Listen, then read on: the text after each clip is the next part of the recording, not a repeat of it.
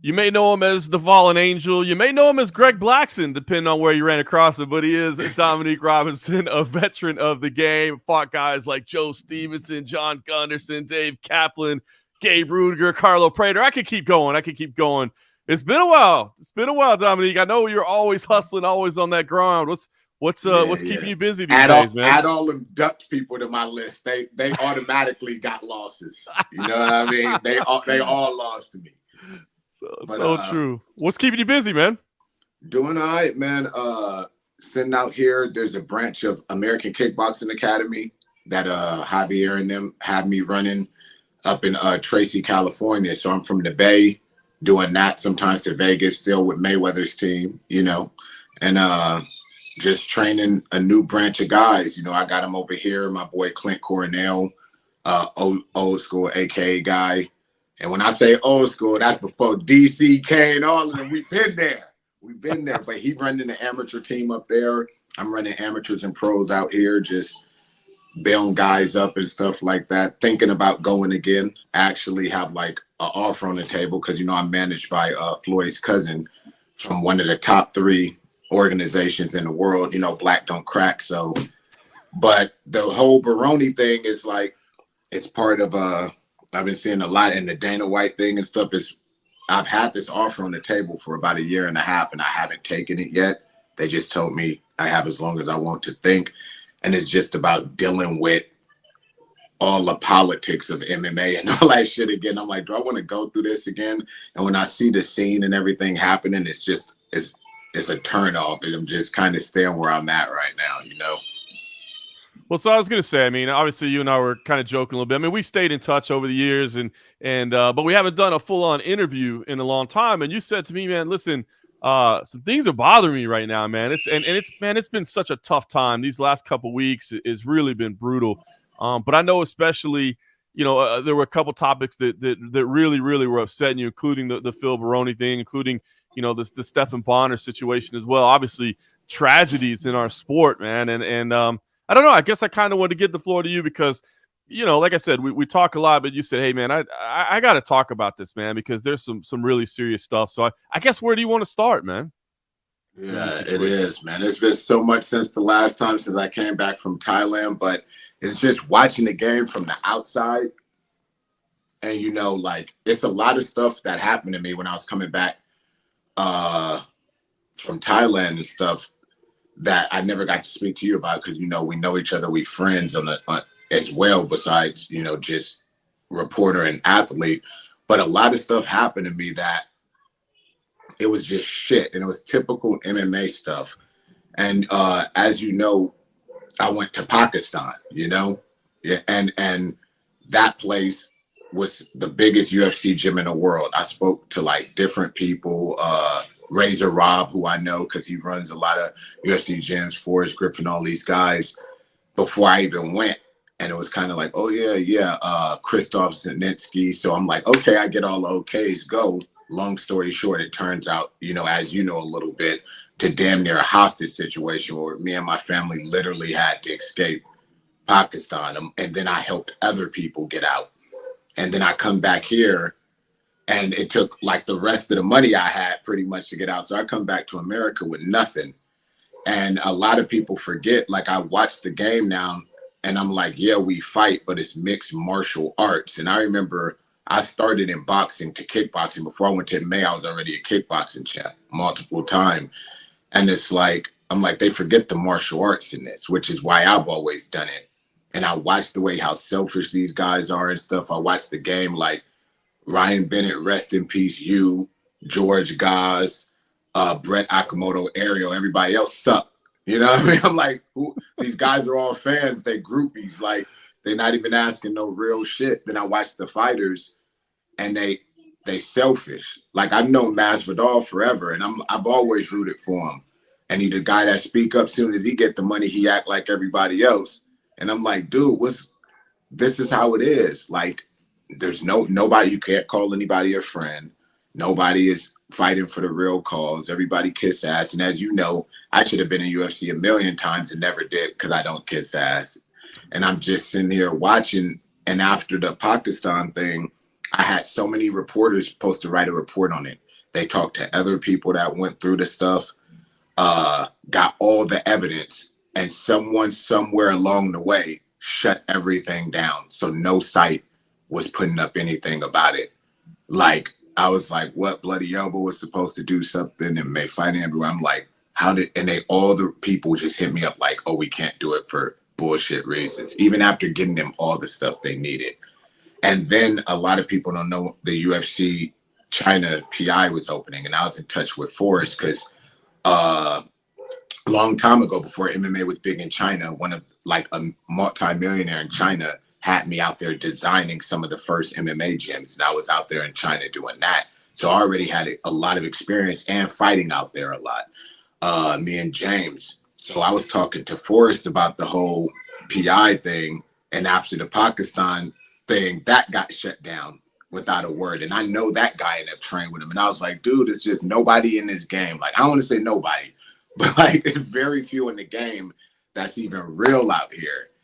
And then like I see the stuff with Stefan and I see this stuff with Phil. And these are two friends of mine. I've known Phil personally about 21 years, like 21 fucking years.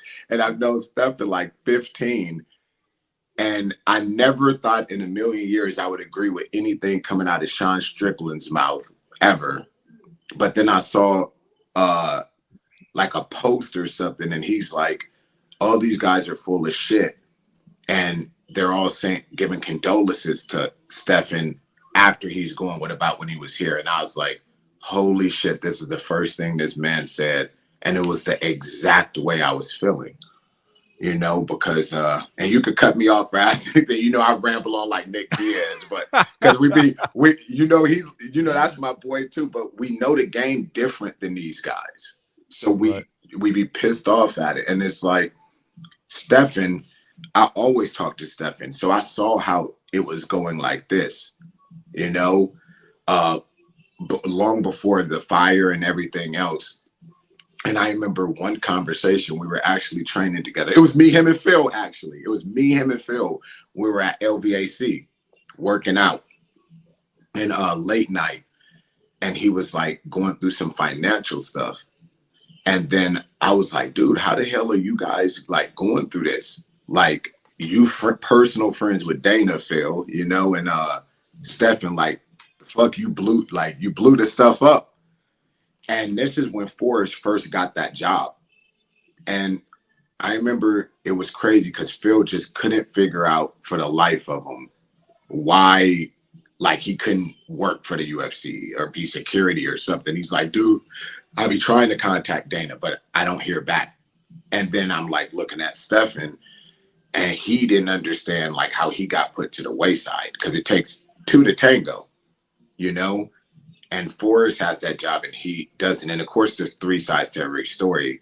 There could be something I don't know in business or something, but looking at it objectively, the only perspective I can, it didn't make sense to me because I'm like, damn, you're going to say these two saved the industry and one of them get a job. And as the years went on, that topic came up multiple times as his finances, you know, went through the ups and downs and got worse. Then ultimately culminated in that fire. And look, you see Dana White giving the Nelk boys who are fucking rich money. You got a guy who you say saved MMA. You didn't see nobody do anything for him except for, who was it? Tyrone Woodley, I believe, gave him 10 racks, you know, and it's like, that shit shouldn't happen, you know, like. It's tough, right? I mean, first of all, let me say thank you for the compliments about being a solid journalist. I'll say there are some other ones out there that are okay, but the ones you named are all good. So I appreciate it. I'll put that on record first. It is tough. I mean, first of all, I mean, again, whenever we can talk to you, man, there's a lot to talk about. Obviously, you've been in the game for a long time. It is a hard sport to get This is the reason, honestly, that when things start to talk about mixed martial arts associations or, you know, players associations or unions or whatever, I'm like, man, I don't know how you ever do it because it is weird. It's kind of a selfish sport sometimes, right? Like everybody's kind of looking out for their own best interest. At least that's how it's been up to this point. And especially, I mean, you date back to the early days of it, it's tough to get everybody on the same page and kind of looking out for each other, right? So I think that's always going to be a challenge, I guess, to get everybody's interests aligned when there's only so many opportunities out there, and I think it's tough to get everybody on the same page. Would you agree that's a challenge? I agree it is, but it isn't as hard as it looks, because I think the person I respect probably the most in the game is Habib, because I remember I saw something, and do you remember when some of his guys were kicked out the UFC by Dana? Absolutely. And the guy was like, "Hey, peace out, cool, I'm gone. You did this to my guys unjustly, I ain't coming back." So let's take an American, probably the most selfish country I've ever been in. I am American, but it is what it is. Dana plays that stuff with an American. He knows all he has to do is be like, well, then leave, this and that. And they're going to be like, oh, well, my money's getting messed up. Let me go back. And they're going to, all the stuff they said about sticking up for their friends, you know, it's not gonna go through. This dude literally never came back until Dana was like, hey, your friends are back. And people like these guys, I don't know if they fucking dumb. I can curse, right? Of course you can. Or what? But are entitled, dumb, uneducated, what it is, like they don't know the economics of the sport or how it really works. The UFC ain't what makes the UFC. It's every single one of those guys. So if every single one of those guys was like Habib and they were like, this dude got fired the wrong way, fuck that, we ain't fighting. Or what if the bonus has been damn near the same forever? UFC $1 billion company now, they still 50K, like, hey, 100K bonuses, or we ain't fighting, or this or that. And everybody just said, hey, this is what it is, guys. We're the team, like it's us versus them, because that's what it really is. Then how fast do you think the changes would happen like that? Because who are they going to get to fight? Who are they going to get to fight?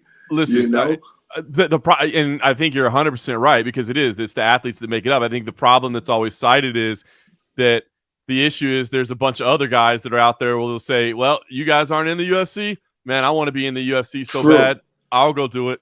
True. You remember when I was fighting, man, I was getting paid. I was one of the highest paid guys, not in the major things. And sometimes people would come trying to get a fight on mine for like half the price.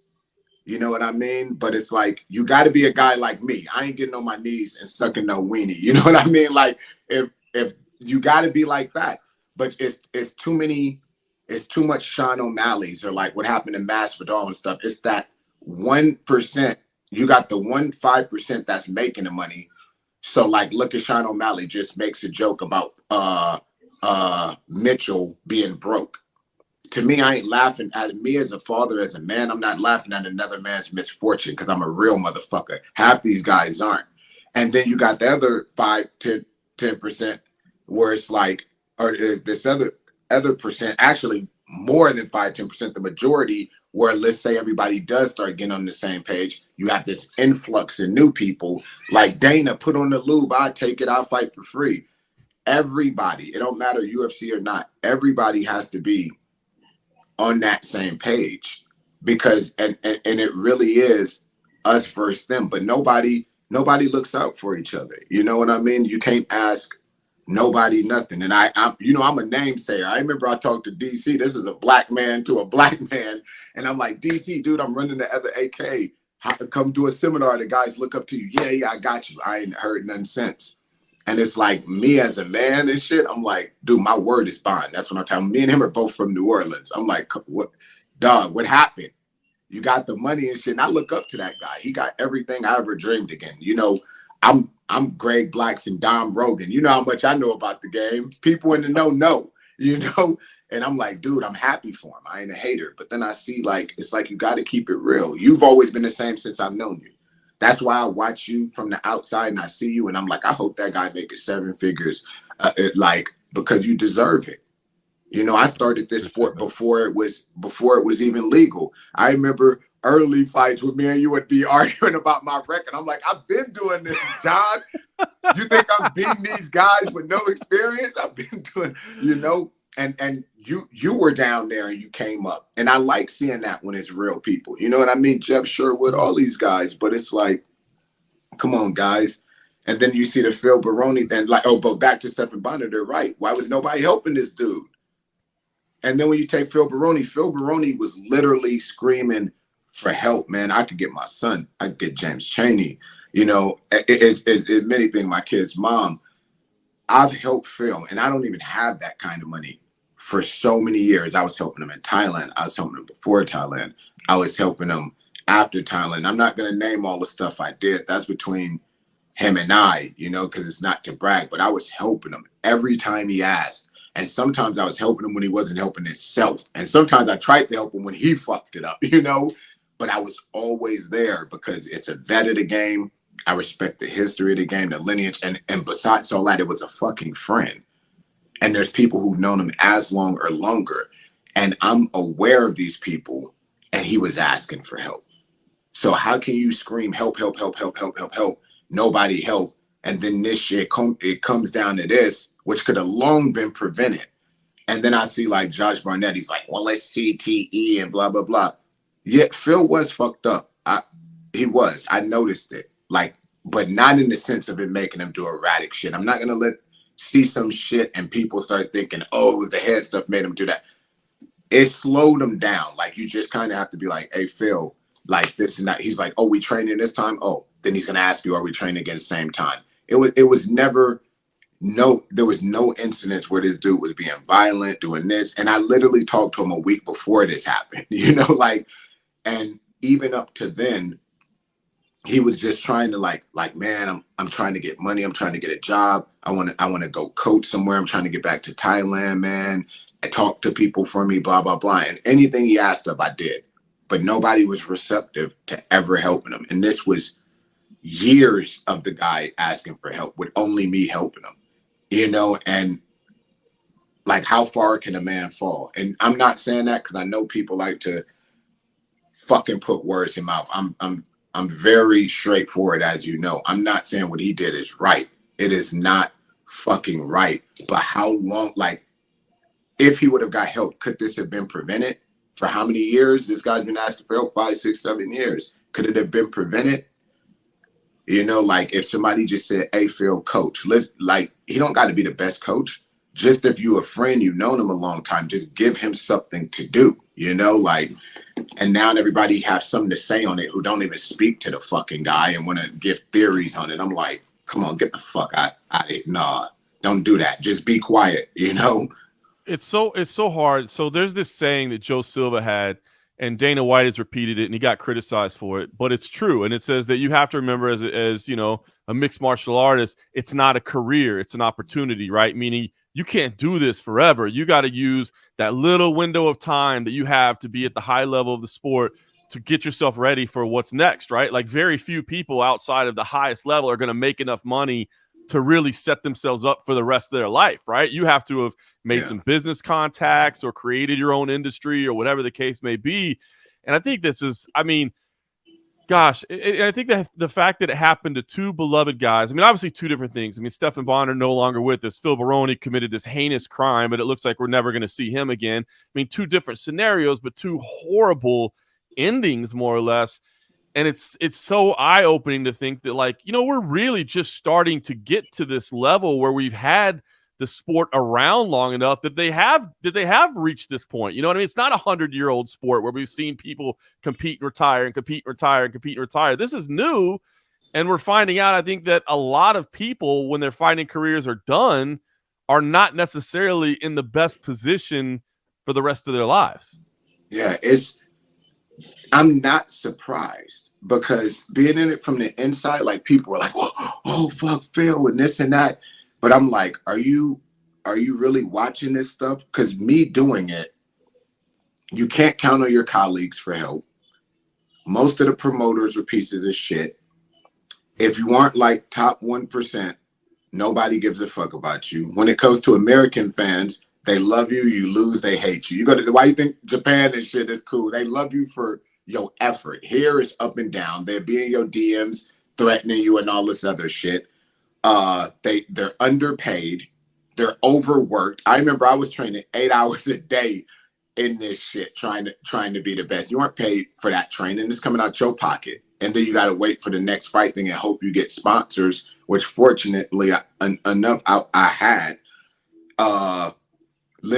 You do get hit, and that can cause residual effects. You know, I personally know people who I've seen change over the years that were the rock'em sock'em kind of guys. That I'm happy that's being addressed more now, but there's that. And like you have Phil, right? But I remember when I was one of the many times Joe Silva told me to beat somebody and I get to the UFC and I beat the person and they didn't take me. And then I went out. Remember when I was on Tough 22, Cut and Dry, they took me off because they said Spike TV was looking at the culinary union and stuff was bugging them, looking at different people that did domestic violence. And I had the anime girl beat up on my Instagram, so they took me off a week before my fight. But then look at this, Abel Trujillo. They had the fucking heavyweight guy, what was his name, Cody or whatever the hell, who got signed right after they took me off. And this dude was out there touching booties and shit. And then he is a friend of mine. Love him to death. People will get mad when I say it, but I keep it real. Rumble. See, I knew Rumble before he was in MMA. And I also know Rumble's longtime girlfriend who he abused. And it's like, you see the direction a lot of these fighters. Tony Martin just did some shit. You got Chris Curiosa just did some shit. He ducked me too. I'm happy. Bye, motherfucker. But he just did some shit. And there has to be, to me, there's a connection between it all. You can't have somebody who's always judged by fans and unknown people. He's dealing with his own family shit. He's having financial fucking problems and going down. He's getting hit in the head. And all these things, to me, because I've talked to different people and I see the way each individual thing affects people. So imagine like this. It's like a 22 gun. It's probably not going to kill you with the first shot. You keep getting shot enough times, it's going to happen. And as a man, especially, like, let's just say everybody's in there as alphas. You want to be the one taking care of shit. You want to be the one with the money. You want to be the one saying, I'm able to do this shit like a man. You know how much I remember sometimes when, like, if I got ripped off a fight or lost a fight, I'm like, damn, half my money's gone. And I'm seeing how depressed I would be. But I just pick myself up. And so adding all the other factors and stuff, like, John, how many times have you seen guys in the UFC that you would never think in a million years would talk about being broke? And don't get me wrong, maybe they need to learn how to fucking spend better or invest. It's across. I mean, that's across all pro sports. You know what I mean? There's some horror stories out there, but yeah, especially obviously in mixed martial arts, we're just getting to the point where people are starting to make money, right? Dude, we're half and half. With other combat sport, is you lose 50% of your purse for effort. You know how ridiculous that is. And then look at like Muay Thai. So in Thailand, dude, these people are flying to Thailand from other countries, spending their money, tons of money to fight Muay Thai, and you're getting paid about $200 a fight for the average show. But why do you think people do it? It's for the love. It's for the art. And you want to know one thing I tell you about Muay Thai kickboxing, because I came from that in boxing, and even boxing does it. When this career, like you said, it's like, it's not really a career. It's more like a moment in time. But you want to know what? If you're a person that, let's say you reached a certain level of that sport, or even if you didn't, and you just know a lot about it, like you're very knowledgeable like I am or somebody else, they will take care of you. Like another person will say, come work in my gym, come help me coach. Why do you think boxing gyms have old men who can't do anything, but they're paid and sitting there on the side? You can find like 5, 6 of them at Floyd's, and they're paid and taken care of for their wisdom and their knowledge. In Muay Thai in Thailand, you see every time somebody career over, the gym gives them a job and all this stuff like that. In MMA, it's the only one you see, they be like, bye, motherfucker. And like, nobody cares. And then when something bad happens, everybody has an opinion as if they were truly your friend. Like all these people saying stuff about Phil. I know for a fact Phil wasn't talking to these people because I speak to Phil. I checked on this man weekly. You know what I mean? Weekly. I was with Phil all in Thailand. And then when Phil came back, I still was hooking up with Phil till he went to Mexico. You're like, everything. Don't have an opinion on somebody when you don't know. You left him a long time ago. As Drake say, that's that fake love. You know what I mean? What, it's funny as I hear you and I know all the stuff that you've been through, and we've talked about all the stuff that you've gone through over the years. And even as I hear you now, I mean, the frustrations you're expressing are all very real. And yet you got the AKA shirt on, you're still training the next generation. You're thinking about doing it again. Like what keeps you going? Is it still, I mean, do you still have passion for the sport, even though you as much as anybody has seen the ugly side of it that's out there? I love the sport. What is that weird shit my boy Nick said? You gotta like hate it to love it or something. I remember when he said it, I was like, is he high? Like, I mean, probably, but it's still right. And then I understood it one day. Like, it was weird. I never thought I would understand it, but you really do, because I hate the fucking shit. Like, a lot of people don't know. I always be like, dude, if I get with John or Ariel or Joe Rogan one day and they heard my story, it's unlike anything. Like, I remember when, you remember Tough 5? They asked for me and Nate, and Caesar told them, they said, we're only taking one. We don't want the same people. They took Nate, called me for the next lightweight one, asked me to do a middleweight one. I told Joe Silva no. Boom. Held a grudge for me. Years never let me in until John Wood, shout out John fucking Wood, sat us 3 down in Vegas and was like, squash this with this dude. And that's how we squashed it. And they put me straight to Tough 22 until that bullshit happened. But it's like, you worked hard, look where you got. That's how it's supposed to be. Like, you work hard, you get where you get. In this sport, look, somebody at the top can have a grudge. Boom. Look at, and nothing. I know Sean Shelby, Mick Maynard. I trained with Sean Shelby. Mick Maynard used to always ask me to be on this show. Those guys should have been the first ones calling me.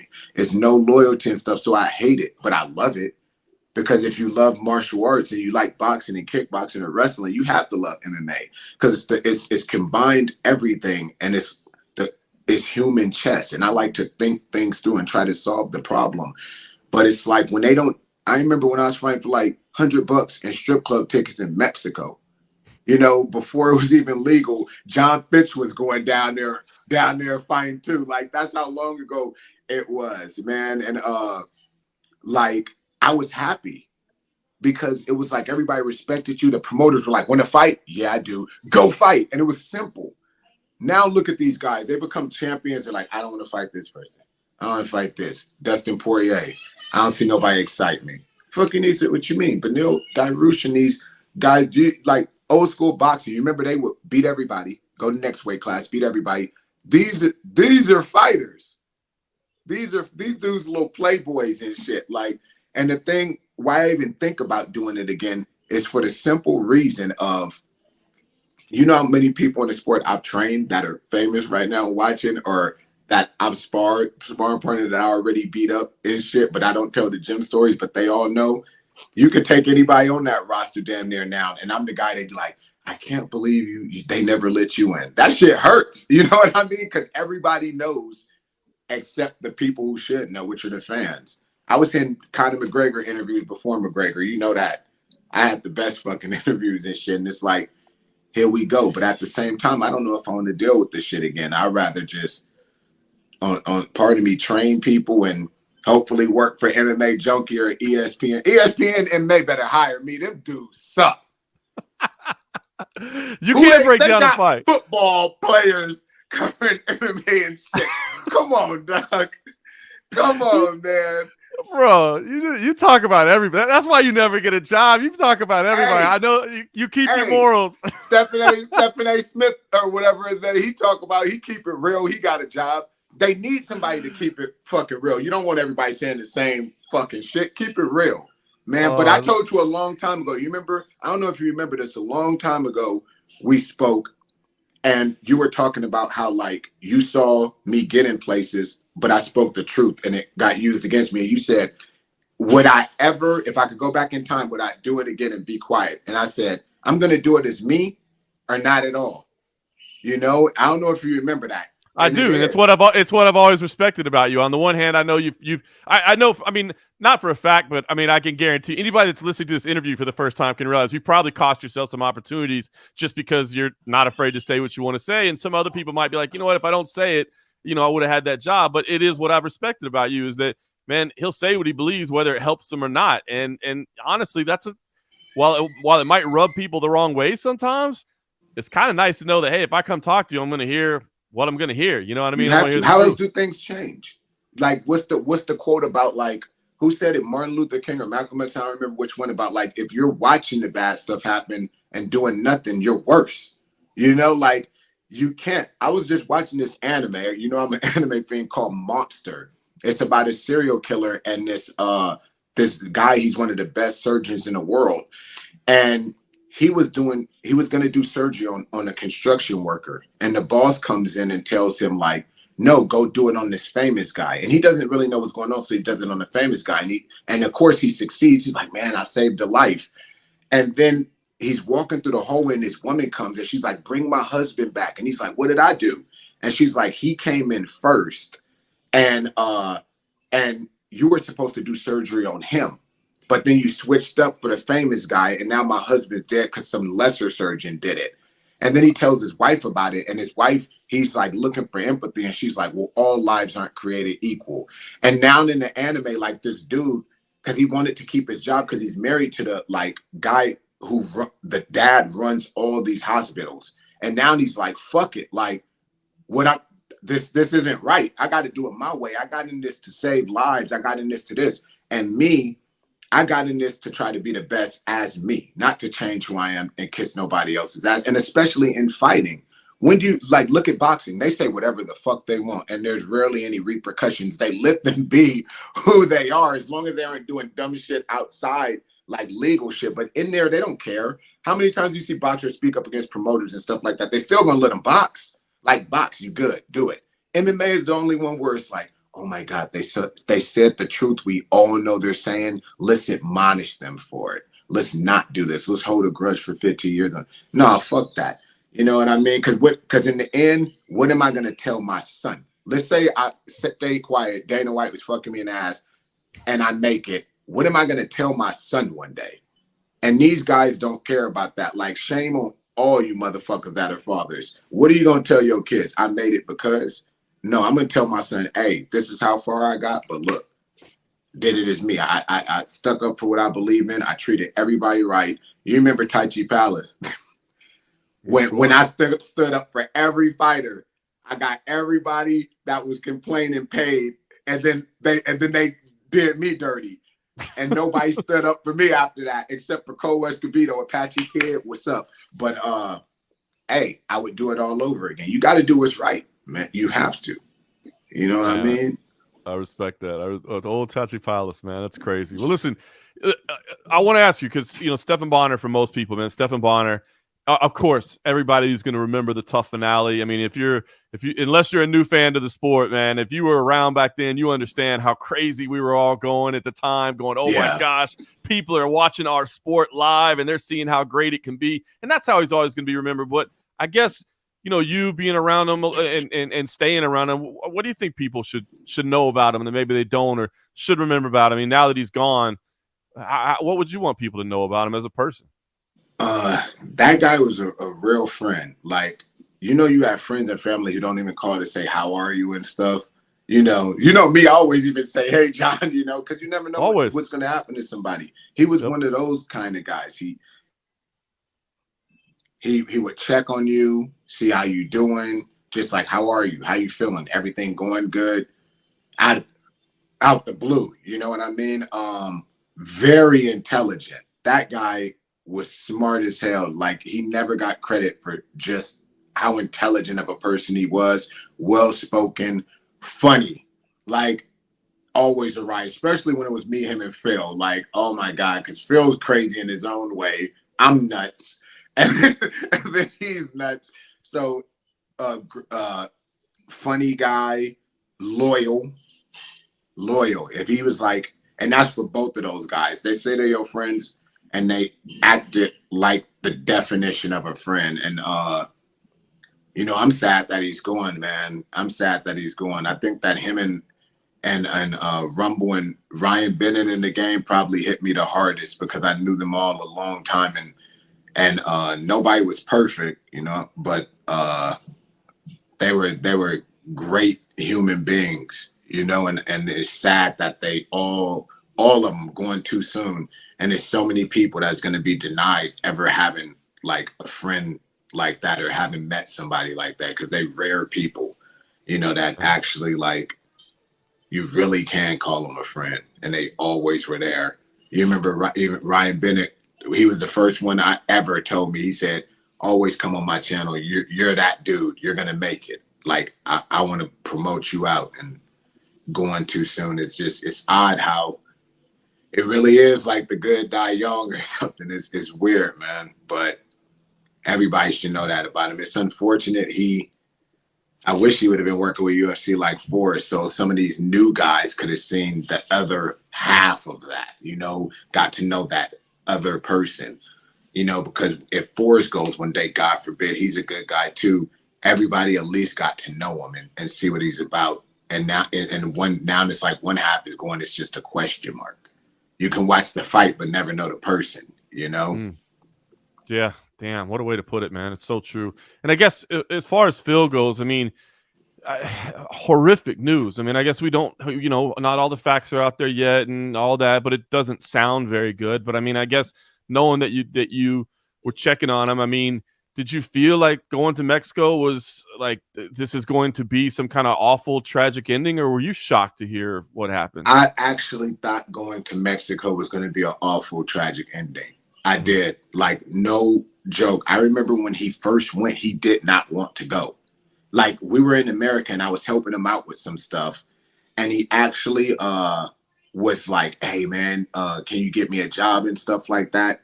But when we came back, it was like straight up COVID, you know? I'm like, man, we can't do anything right now. And he's like, I'm going to try to hold on here and stuff. So after things start clearing up, I start running the AK, but it's brand new. It's pretty much brand new. It ain't making no money and stuff. He's like, hey, man, give me a job, man, this and that. So I try, but unfortunately, I wish I had that John Jones money or something where it was my gym or something. I'd have said, say less. That's it, you know? And like, I'll find something for you to do, wrestling, something, but I have to go up the chain. Hey, whatchamacallit, what's up? Can we get him in? We don't have the money for it yet. And then I asked Phil, want me to talk to Javier for you and stuff, but I don't know. He said something's going on there. And then Mike Swick was going through his own thing, you know, so he got to deal with that. So it's just like, fuck, I'm like, I don't even know. I'm like, try to hold on. Like, let me try to hurry up and get this place up some. And next thing I know, he's like, I'm in Mexico. I'm like, no, like, dude, this cartel down there is not like cartel and cheap pussy. Like, that ain't a place for you, Phil. Like, no, for real. That's how I felt. Cause you don't feel like women. I'm like, dude, it's not a good place. Cause Phil wild with women everywhere, even in Thailand. And I ain't saying wild. I don't want nobody to be like, wild means abusive. No, it mean that he get more pussy than you. That's what I mean, people. But it's like, I just didn't see the combination. You have the women, easy pussy, alcohol, I was like, dude, Phil, like, what can you make? My mindset was, you're trying to do things better. What can you do better there? You know, like, and I didn't see anything. So I'm like, if you can't do better or cultivate anything, you can't, you know what I mean? You can't grow a flower. What are you going to grow? A fucking weed, you know, like, and I didn't see him growing any flowers there. He doesn't know anybody. I didn't know anybody there that can help him. I'm like, shit. So we kept in touch. And it's just been like, I've been hustling, trying to build this place up, get him in, keeping in touch, checking on him, this and that. And he's like, I'm all right, this and that. But it was kind of like, it started feeling like those I'm all rights when you don't want to trouble somebody that's always helped you or something. I'm like, well, hit me up if you need anything, you know, because I could feel it. Well, just hit me up. Stay in touch. Don't be a stranger, blah, blah. We got to talk. Make sure I check on them every week. And then on the underground, some rumor popped up one day that like Phil did something for the cartel or something. And I was like, where'd this come from? And it was weird because I literally got off the phone with him and then went on the underground, seen it. So I put in the underground, like, No, he didn't do shit for the cartel. Like, I just got off the phone with him. So everybody's like, talk to Fallen Angel, talk to Dominique. He just talked to Phil and all this stuff. So I was shutting that down. And then I saw in the underground one day, it was like somebody was like, hey, Phil, if you're going through something, it was just a fan. If you're going through something, get out of Mexico. I don't feel as good for you. I'll front you a ticket to Thailand. I've heard you've been going there, and like get in contact with him. Everybody was like, tell Dominique. So I saw it. So I write Phil like, hey, I got to tell you some good news. Didn't get a response. And I'm like, what the fuck? And then 2 days later, this comes out. Man. So he could have been just hours away from maybe changing his life and relocating and getting out of the situation. If the person was serious, which I don't see why they would go in there and just bullshit, yeah, maybe. But the saddest part about it to me is it takes a lot for the average person to ask for help. It takes even more, if you look at it psychologically, for the average man to ask for help, you know, because a lot of time this society shames men who ask for help. And then when you take a alpha, like and like a fighter, somebody that's been at the top, the New York badass, somebody like that to ask for help, it takes a lot. And this man was never ashamed to ask for that help. And I respected him for it. That's why I always helped him. But that and just being a friend to him to show like you're not alone. And the saddest part is, with all that it took to ask for the help, it was never there. And then I wasn't able to provide it the way he needed. I don't know those people. I don't have that kind of money. You know, I did do some things that can help him, but obviously not to the point he needed. And so it's just like when I see people speaking on it, it pisses me off. I'm like, don't you dare, because you knew him too. And if I knew he needed help, you knew he needed help and you didn't help. And if you didn't know he needed help, then that obviously means you weren't in contact with him. So like the A or the B side, you knew and didn't help, or you didn't know because you didn't keep in touch, then shut your mouth. Like, that's how I feel about it. I don't want to see Michael Bisping saying fucking shit. I don't want to see Josh Barnett saying fucking shit, because A or B side, you wrong. You know what I mean? I'm the C side. I tried to help. Like a friend. I tried for years. I've helped that guy for years, you know, and it's just, I really genuinely in my heart, not defending him or anything, I feel like this could have been prevented a long time ago. Like I saw Jake Ellenberger doing security for like the Fertittas and shit. Dana White could be like, Phil going through some shit. Hook him up with security. But I was just saying they could have hooked him up with security like that or anything. Something to keep the man busy. And he really loved the sport. He would have took any job, any little job, and he would have stayed out of trouble. I guarantee you, man. Well, and then, I mean, obviously that's one thing, but there's only so many jobs to go around. I mean, you're right about that. You're 100% right about that. But there are only so many jobs, but like a pension of some kind or a retirement plan of some kind or whatever. But in order to do that, everybody's got to come together and they got to collectively negotiate together and collectively bargain together. But yeah, I think that's what we're seeing more than anything right now is like, man, because the sport does move on, man. It moves on quickly, right? And but you got to remember, man, those people that you were watching, they still got the rest of their lives to live. You know what I mean? And not to say that, hey, if you fight once in the UFC, you should have a full salary for the rest of your life, or you know what I mean?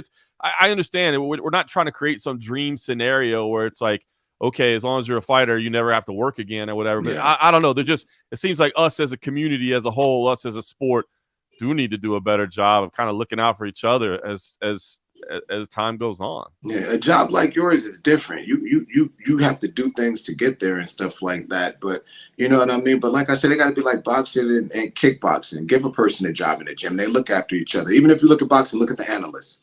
They starting to do that at MMA. Give the analysts give some OG fighter a job. I don't know, like, don't get no dude like Anthony Smith no job. What the fuck he talking about? But give some real motherfuckers that know what's going on, like a job that you see, like, dude, come on, man, like, do something. And when you say like there's so many jobs to go around, I agree and disagree, because these gym owners, you could just give it. Yeah, be cutting off and shit. It's like we gotta get him off of there. He's speaking the truth.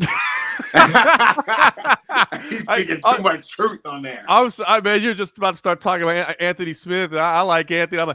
I'm so glad you like me, Dominique, because you have no problem talking trash about yeah. Dude, when I see like Tyrone Woodley or Anthony Smith, and I'm like, they got these dudes as analysts. At first, I was iffy on Paul Felder, but that dude, I could tell he put in the work. Now he sound like he know what he's talking about. I'm like, dude, bring back Frank Mir. Bring back Brian Stan. Like, these dudes knew what they talking about. Bring back Dom Rogan, Greg Blackson. Like, people that know what's going on. These dudes, you can't be an analyst and then always hating on somebody from your personal feelings and shit. And then, like, the breakdowns are trash. I'm like, dude, get it out of here, man. Let's bring some real motherfuckers in here. Oh, man. Well, hopefully in 2023, we can get some more Greg Blackson breakdowns going on, because I will say you've got a very deep knowledge of the sport, man. We got to, man. Let's do it. If there's any man how to do it, you did it for me before. I know we got to do it again. We'll find a way to make it happen. Listen, you're a little rough around the edges sometimes. You talk a lot of trash, but there's some nuggets of wisdom in there as well, man. And the truth is, you speak truth. So, man, I appreciate you spending some time catching up. It has been far too long since we did this. We'll have to do this again soon, man. You know, I always check on you. Thanksgiving, Christmas, everything. Always, man. You got to, man. Everybody check on your people. COVID should have taught people something. It took away a lot of people who should still be here. If that don't teach you to check on your people, I don't know what does, you know. I always wish you guys well. I check on Pat Militech, Bassroom. We always in touch. You have to. You guys are good people. Check on people. You know what I mean? So that's awesome. That's awesome. It's true. You're not making anything up, man. You're living the truth. So that's, you know, I love you, brother. I be talking that shit, but it's all true. I know in your mind you like, man, Anthony Smith don't know what he's talking about. Dom, right, but I can't say it. I'm not gonna say anything about those guys. I like those people. I like Anthony Smith. That's why you're crazy, man. That's why you're crazy. That's why I love catching up with you, man. I appreciate the time, brother. We'll do this again real soon. All right, my man.